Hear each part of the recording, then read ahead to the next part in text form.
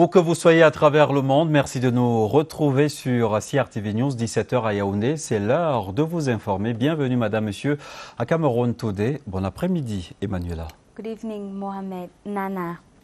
In our headlines, the Minister of Public Service and Administrative Reform, Joseph Lay, reacts before lawmakers to the recruitment of some 1,000 bilingual teachers in 2017.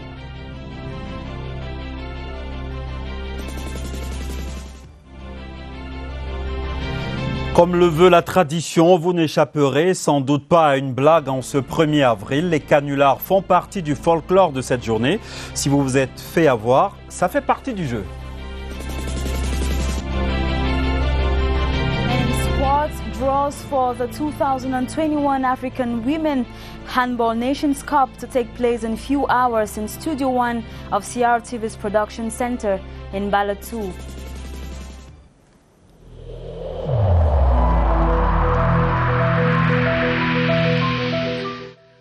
Je vous exhorte de nouveau à porter vos masques, à vous laver régulièrement les mains et à faire appel à un médecin ou à tout autre personnel de santé au cas où des symptômes apparaissent.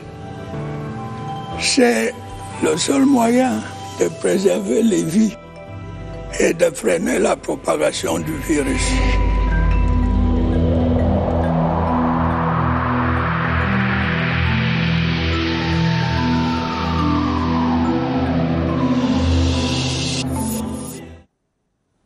Once again, you're welcome to Cameroun Today on CRTV News. Mohamed, today is the 1st of April.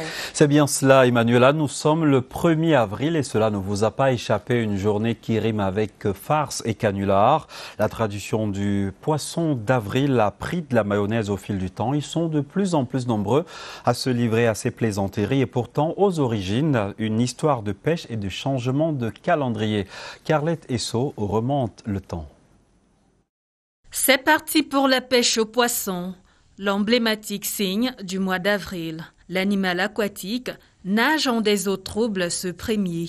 C'est tout comme l'histoire qui bâtit le poisson d'avril. Les hypothèses émettent plusieurs farces. Celle d'un changement de calendrier. En effet, au 7e siècle, le roi Charles IX décide d'adopter le calendrier de l'empereur Charles Quint de l'Empire romain germanique.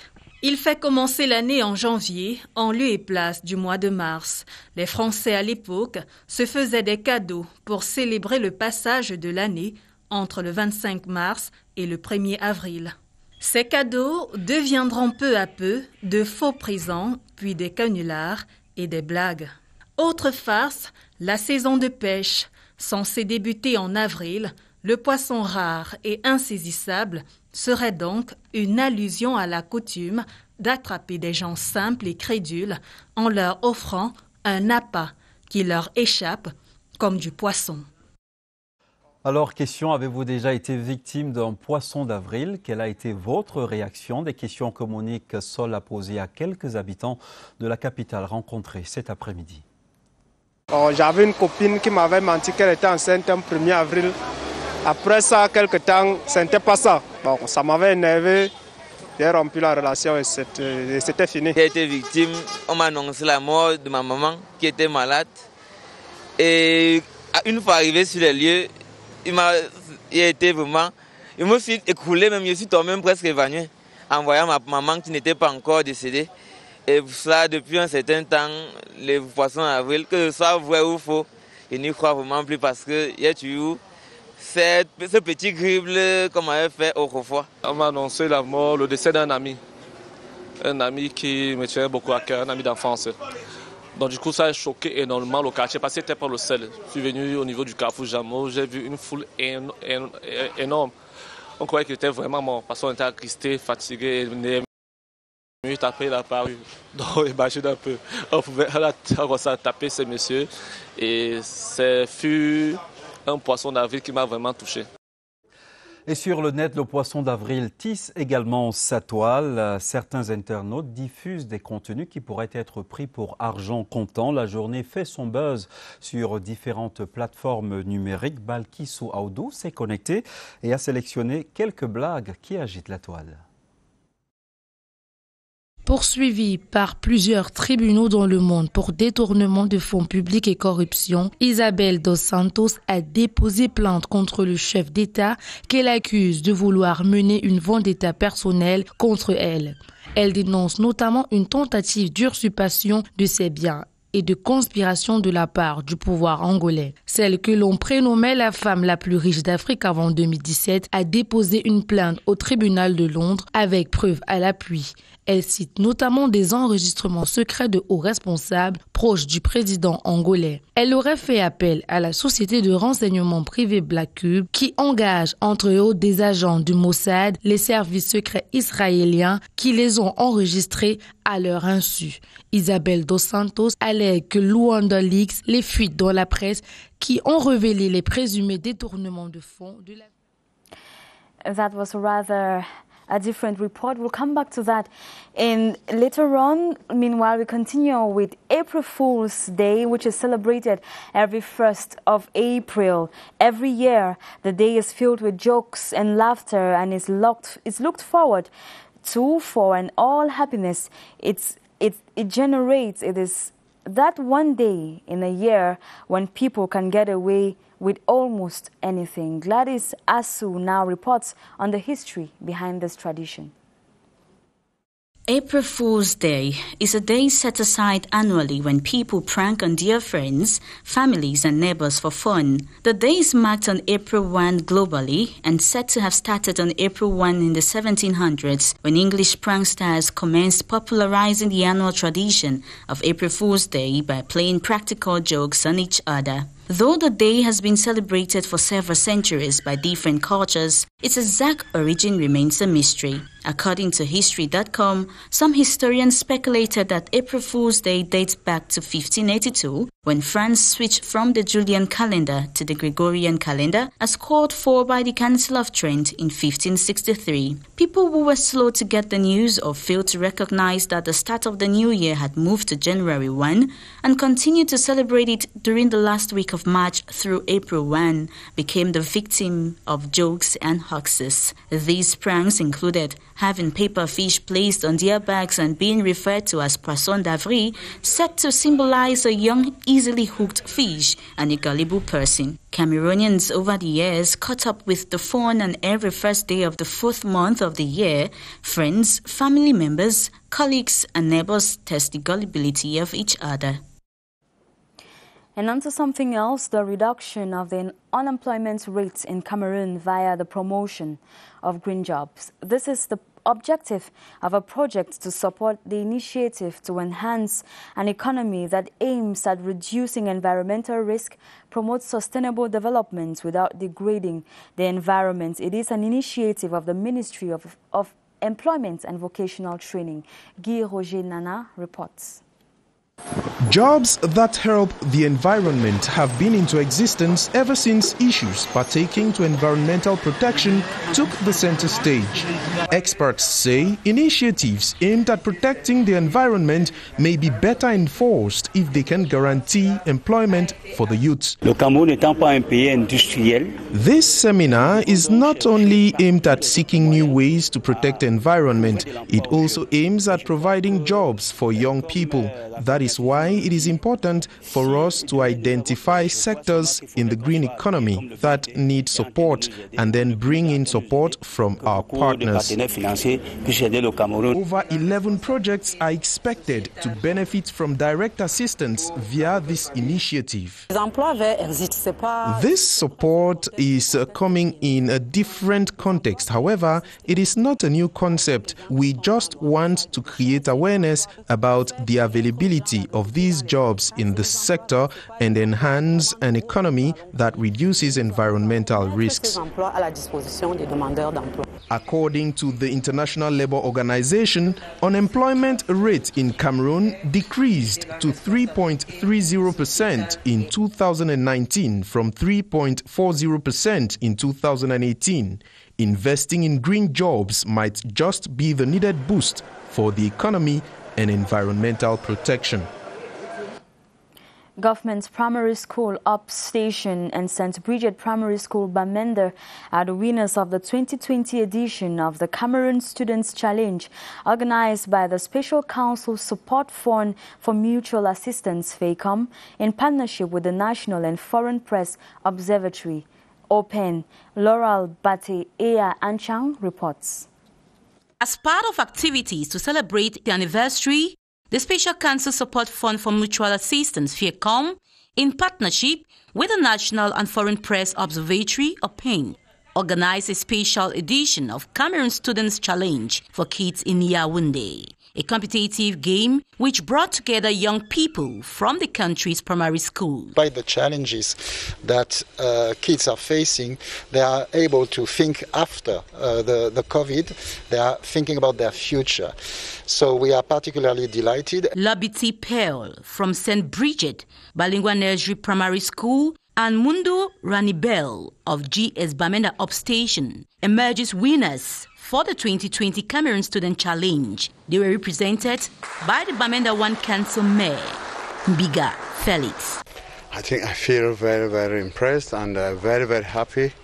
And I would dedicate this particularly to God. This has come to prove to the nation, to prove worldwide that Bamenda is fine. This crisis has come to boost the morale of the council in particular. Through this exercise, FACOM wanted the pupils to show and express their feelings through literature and drawing, as well as the infrastructure for providing the services it finances in the decentralized territorial community. Et dans la suite de ce journal, l'actualité à l'Assemblée nationale, les questions orales aux membres du gouvernement se poursuivent. Face aux députés, il y a un instant, le ministre de la Fonction publique, Joseph Lé, s'est expliqué au sujet du recrutement spécial de 1000 enseignants bilingues. Écoutons-le au micro de Nadège Mba Emma. Des affaires sociales ce matin sur les conditions que vivent les personnes vivant avec le handicap, les personnes défavorisées, mais beaucoup plus ce qui est fait pour les personnes vivant avec le handicap en zone rurale. Parce que le constat qui est fait, c'est que les personnes vivant avec le handicap qui sont en zone rurale, qui se recrutent de plus en plus, se font face à d'énormes difficultés. Qu'est-ce qui est fait de manière concrète en termes de statistiques, en termes de déploiement, en termes d'actions concrètes pour ces personnes-là? Et j'ai bien relevé que 51,8% de la population en zone rurale se mouvait avec beaucoup de difficultés.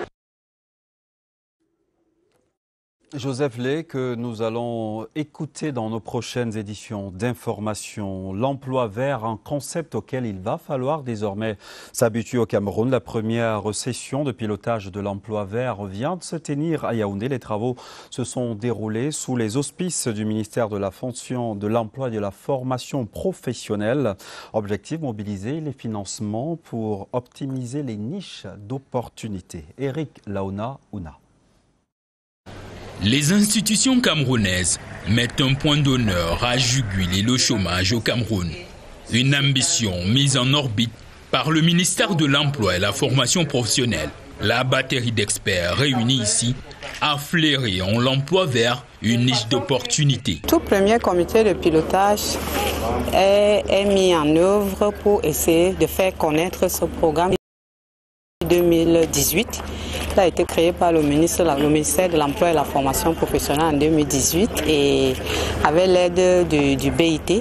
Et le tout premier comité de pilotage vient justement, il se tient dans un contexte où il faut particulièrement faire connaître ce programme et il faut le vendre auprès des partenaires techniques et financiers. Au-delà de faciliter l'accès à l'emploi, la filière trace les sillons du développement durable. Les emplois verts sont l'autre moyen qu'on n'avait pas et que nous sommes en train d'explorer aujourd'hui parce qu'ailleurs, le Cameroun n'étant pas un pays industriel, et nous devons donc chercher par tous les autres moyens à trouver de l'emploi aux jeunes. À l'issue de cette session pionnière du programme de promotion des emplois verts, le cap sera fixé en vue de sa matérialisation.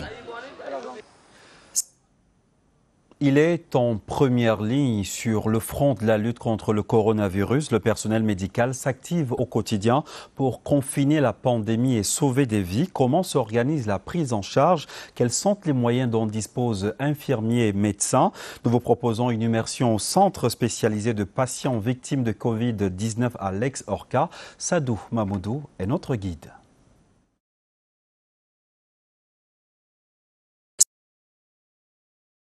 C'est toujours les mêmes gestes, les mêmes symptômes, la même maladie, le coronavirus. Ici, à l'annexe 2 de l'hôpital central de Yaoundé, ex-Orca, le personnel soignant ne fait plus le décompte des arrivées, tellement l'afflux est important. Cette semaine, c'est une semaine de soulagement. On a 110 malades, contrairement aux autres semaines où on était à 240, 250 malades pratiquement tous les jours. Avec le docteur Roland, coordonnateur du centre, ils vont prendre les paramètres de ce patient.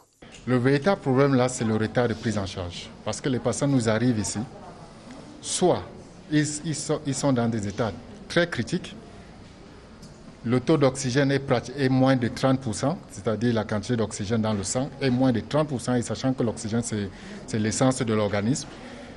Même ailleurs, 30% c'est compliqué de récupérer. Quand je dis ailleurs, donc en Occident. Parce qu'on a les arrivées décédées. Arrivé il y a quelques jours, son état aujourd'hui s'est stabilisé. Orca est bien. On prend bien soin des patients. On mange 3 fois par jour et on ne m'a pas demandé 5 francs depuis que je suis arrivée. Tout ce que j'ai eu à acheter ici, c'était ma vitamine C et mon aspirine cardio, c'est tout. Il ne faut pas que les gens aient peur. Il ne faut vraiment pas que les gens aient peur, que les gens aient confiance en Orca. Loin des faits erronés des réseaux sociaux, l'annexe 2 de l'hôpital central de Yaoundé sauve de vie plus qu'il n'en prend. Nous sommes en Afrique. Quand il y a une levée de corps, nous avons une morgue. Donc tous les malades qui sont décédés, la famille a 48 heures pour faire la levée de corps. Et au jour de ces levées, c'est toute une foule. Toute une foule. Et là, c'est là où ça attire l'attention. On pense qu'il n'y a que des morts à l'intérieur. Mais je vous dis qu'on a reçu plus de 1500 et uniquement 119 sont malheureusement décédés. Au centre spécialisé de prise en charge des patients victimes du Covid-19, hôpital central annexe 2, il y a raison d'espérer, même pour des cas critiques. La prise en charge est gratuite. Donc dès que vous présentez un test positif à l'accueil, on vous prend en charge dès ce moment-là jusqu'à votre sortie. J'attends le contrôle et dès que le contrôle est négatif, on peut sortir. Leurs affaires sont déjà rangées. Elles seront libérées sous peu. De la santé à la politique, mettons le cap sur le palais des congrès de Yaoundé où les membres du gouvernement sont face aux députés. Emmanuela. Exactly. Nana, the Minister of Public Service and Administrative Reform, Joseph Lay, has reacted before the lawmakers to the recruitment of some 1,000 bilingual teachers in 2017, without which 780 already have service numbers. Others are still pending due to incomplete documents. Meanwhile, Clotilde Ngo Adel, MP of the PCRN party of Cabral Libi, questioned the Minister of Social Affairs about the situation of handicapped persons in the country. Let's get their reactions respectively. I'm expecting a lot from our brothers and sisters of the National Assembly. You know, they are those who represent the people, those who represent all Cameroonians.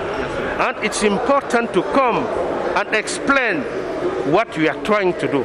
Not only to modernize our administration, but also to solve problems like the one we have been talking about today, the special recruitment of 1,000 young Cameroonians, bilingual young Cameroonians. You know, we have already signed many of the files, about 780, exactly 780. And you will ask me, where are the others? The others, their files are still waiting, unfortunately, because we need to have authentified documents. This morning I asked the Ministry of Social Affairs to tell us why she's doing every day to improve a condition of life of population who live with handicap. But we have the duty to improve the condition of life of our population, and we have when we travel over the world, we see that this population have a many problem to moving to have a best life condition. Members of the third session of the steering committee of the second phase of the project for financial governance are meeting in Yaoundé to review the level of implementation of the single treasury account reform instituted in 2011. Thanks to the establishment of CEMAC's Harmonized Public Finance Management Framework, the session chaired by the Director of Budget at the Ministry of Finance, Cyril Alolo Edu, is meeting to see how they can accelerate the implementation of the reform and make it more practical. And on to something else, life has returned to normal at the locality of Dabanga in the far north region of Cameroon after the attacks by Boko Haram on March 27, 2021. Farmers in the cereals production basin, grazers and business persons are busy with their activities. Meanwhile, defense and security forces carry out patrols to ensure security around the zone. Ayuk John Ashu completes that story from Dabanga. The impact of bullets is still visible at the Dabanga Gendarmerie Brigade, one of the targets of the March 27 armed attack by Boko Haram terrorists. Nearby are rubbles of a truckload of cotton fiber reduced to ashes, just like a cereal warehouse, motorcycles and houses. The community head of Dabanga and family members of the two deceased victims of the gruesome shooting gather around to mourn their loved ones in Muslim tradition.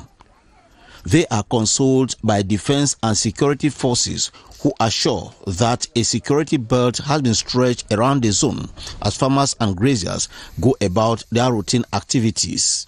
To call upon our vigilant committee to work alongside our soldiers and to give more information.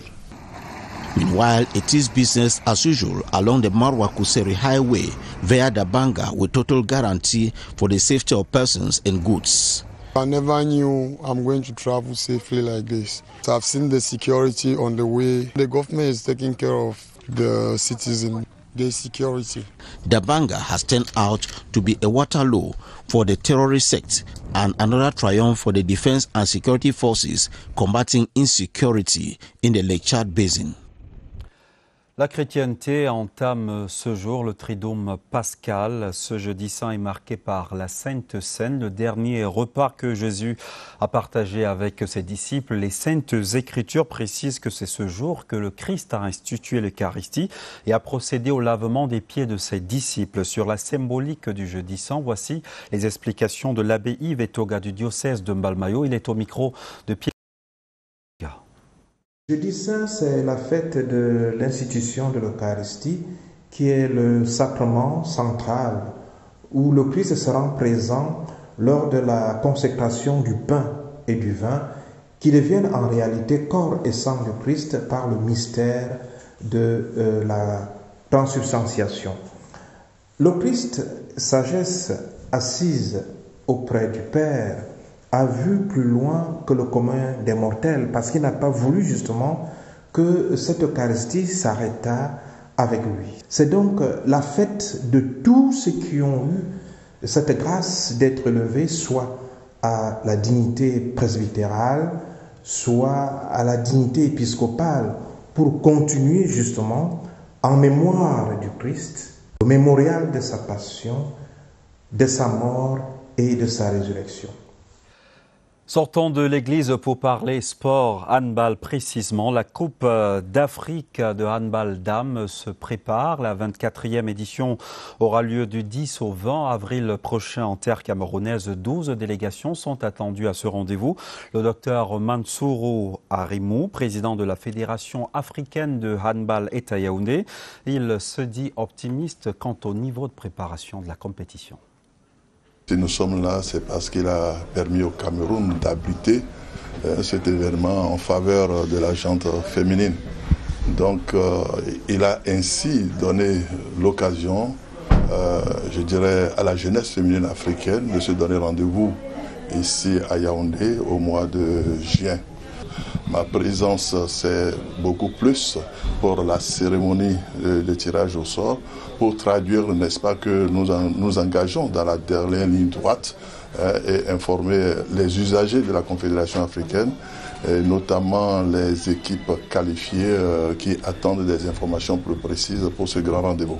Nous prenons les dispositions, surtout, n'est-ce pas, pour que nous puissions remplir le cahier des charges par rapport à la Covid-19 en ce qui concerne le Cameroun, parce que nous amenons des étrangers. Il faudrait que nous nous soumettions, n'est-ce pas, aux règles qui sont établies ici. Nous avons foi que cet événement, n'est-ce pas, aura lieu bel et bien au mois de juin.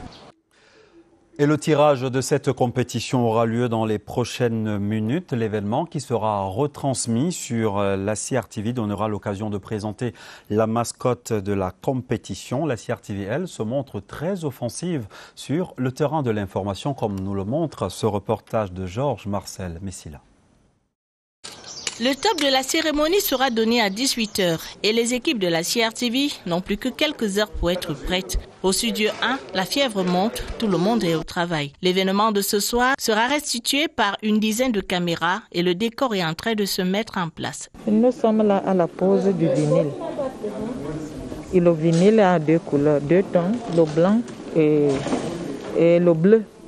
Ce sont les couleurs de l'événement. Des couleurs plein les yeux, des sons plein la tête aussi. Ce soir, la sono sera à fond. Nous apprêtons les meilleurs équipements, les meilleurs microphones, les meilleures consoles pour donner aux téléspectateurs la meilleure qualité du son. Les officiants de la grand-messe de ce soir seront tous sous le feu des projecteurs, au propre comme au figuré. Nous avons sur le plateau deux types d'éclairage. Nous avons l'éclairage principal, où les speeches vont se dérouler et où il y aura les chorégraphies. Et en même temps, on a l'éclairage des décors qui commence avec l'écran que vous voyez là, il y aura les images dessus. Et après, les colonnes qui sont là, on va mettre des effets spéciaux. Et comme au cours du déroulé de l'émission, il y aura l'hymne national du Cameroun, nous allons mettre des couleurs qui vont nous renvoyer au drapeau du Cameroun, le vert, rouge, jaune. Rendez-vous est donc pris pour ce soir dès 18 h sur toutes les plateformes de la CRTV. We remain in sports. Draws for the 2021 Africa Women's Handball Nations Cup will take place at Studio 1 of CRTV's Production Center from 6 p.m. The event will be attended by the President of the African Handball Confederation, Dr. Mansourou Aremu. 12 nations will be participating at the handball tournament. Romeo Kenyi made a tour of the studio to host tonight's event and now reports. The CRTV's production center in Balatu is the center of attraction tonight. In its Studio 1, draw for the 2021 Africa Women Nations Handball Cup will take place. Prior to program time, lighting systems, sound equipment, and most evidently the stage are being erected. The different sitting positions impatiently wait for users. Two anchors, Evariste Eyenga and Baldwin Sama, will coordinate the show. Anxiously waiting for the events. It's like any other event, sports events that we've had to present, just waiting for when it's going to be time to begin with the ceremony, because it's going to be the first time that the African Handball Confederation will be having the draw in the host country of that competition, and Cameroon having had the pride of place to be a pace setter as far as hosting the draw, being the host of the competition. 12 teams are participating at the 24th edition of the Continental Jamboree, slated for June 10 to 20. You need to have a lot of background information about the 12 participating countries, because you need to present those countries. You need to have a background information about some former handball lionesses of Cameroon who will be among those to take part in the draw, such as information about their past glories. Have some information about the African Handball Confederation, and equally about the competition. The ceremony will be telecast as from 6 p.m. The logo and mascot of the competition will be unveiled during the event. With a battery of technicians dispatched for the occasion, this simply depicts the event will be scintillating. Don't miss the rendezvous. And that reports by Romeo Kenyi draws the curtains to this newscast. Stay tuned to more programs on CRTV.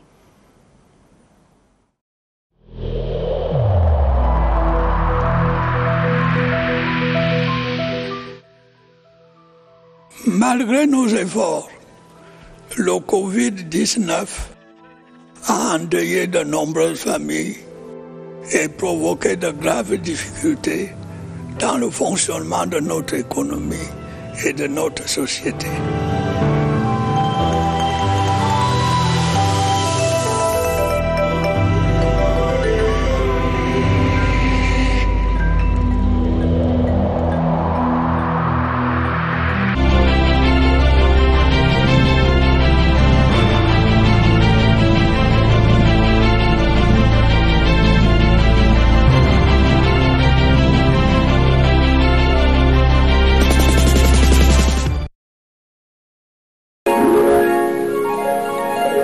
CRTV News, ici, toute l'information.